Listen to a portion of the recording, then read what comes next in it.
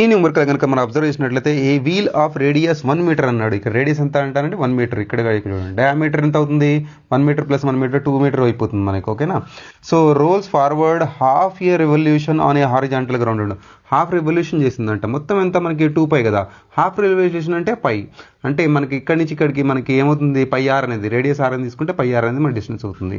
ఇప్పుడు మనకి ఏం అడుగుతున్నాడు అంటే the displacement the point of the wheel the initially contact with the ground అంటాడు. What is the magnitude of the displacement అంటున్నాడు. అంటే ఇక్కడి నుంచి ఇక్కడికి డిస్ప్లేస్మెంట్ ఎక్స్ అడుగుతున్నాడు. మనకి సింపుల్గా ఇది ఒక ట్రయాంగిల్ లాగా కనబడుతుంది కదా. మనకి పైథాగరస్ థియరం వాడుకోవచ్చు కదా. ఇది తెలుసు మనకి, ఇది తెలుసు.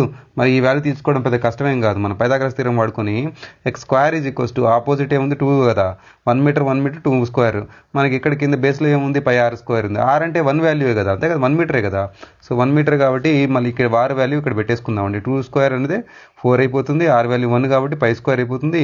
అంటే స్క్వేర్ని అటు తీసుకెళ్ళామనుకోండి √4π² అవుతుంది. ఏ ఆన్సర్ కరెక్ట్ అండి? సి ఆన్సర్ అనేది మనకి కరెక్ట్ అండి.